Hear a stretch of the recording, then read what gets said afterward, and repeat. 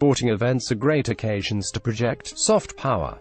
Adolf Hitler hosted the Berlin Olympics in 1936 to project the image of a peace-loving, benign Germany. The Western world had no qualms about participating in that event. But when it comes to Russia, the legacy of the two events it hosted were mired in political controversy. The 1980 Summer Olympics in Moscow and the 1994 Winter Olympics in Sochi. Must-reads from across Asia directly to your inbox. In 1980, the Western world, led by the United States, boycotted the event, protesting against the Soviet intervention in Afghanistan. And in 1994, the West stole the thunder from the Sochi Winter Olympics after the regime change in Ukraine that caught Russia hopelessly flat-footed, leading to cascading US and EU sanctions. But Vladimir Putin is a self-confessed sports nut, and Russia finds itself hosting the most glamorous sporting event of the world, the FIFA World Cup 2018, from June 14th to July 15th. Moscow must be heaving a sigh of relief that there is no Western boycott of the event, and 3 European teams are actually the favorites to claim the trophy, with bookkeepers backing Germany 9 halves, France 11 halves, and Spain 7/1. French President Emmanuel Macron said in St. Petersburg last week that he intends to visit Russia again if France makes it to the final. However, the big question is whether Washington would condescend to let Putin bask in the glory of a successful World Cup. The Russian host must be biting his nails as his eyes scour Syria and Ukraine. A blow could come from Syria in any direction: a terrorist strike, a humiliating attack on Russian assets, or a brawl with the US military deployed to Syria. But the probability is low. Russia is on full alert and is occupying the high ground in Syria.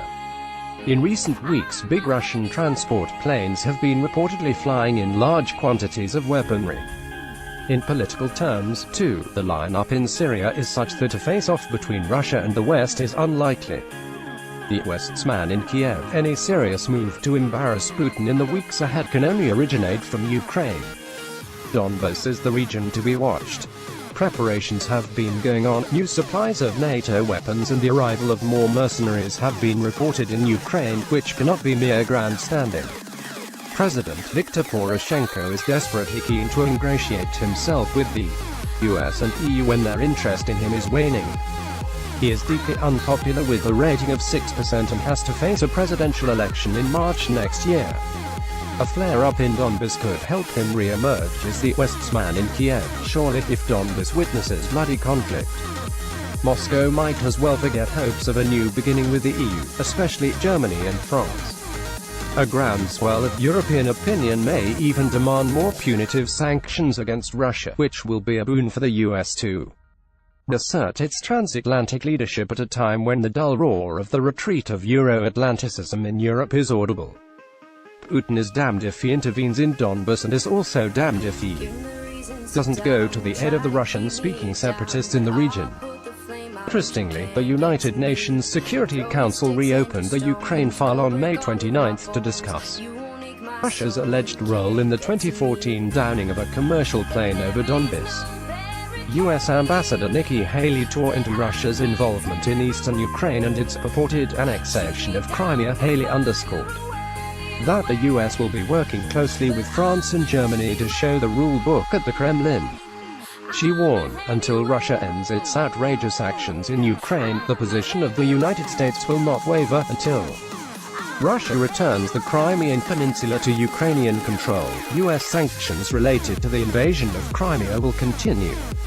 And until Russia pulls its forces out of eastern Ukraine and honors its Minsk commitment, our sanctions in response to its flagrant misconduct in the eastern part of the country will stay in place. Haley's remarks will dampen any Russian hopes of generating soft power in the downstream of the FIFA World Cup.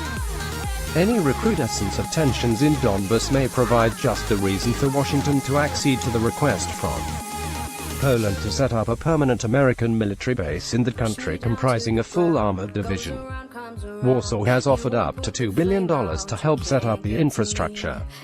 The Kremlin warned on May 29 that any such expansionist steps will definitely result in counteractions of the Russian side to balance the parity.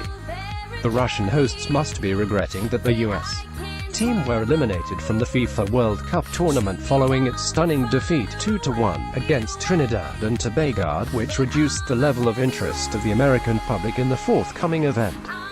But the worrisome part should be that Uncle Sam doesn't like being reduced to a bystander when a world event takes place. Continue reading.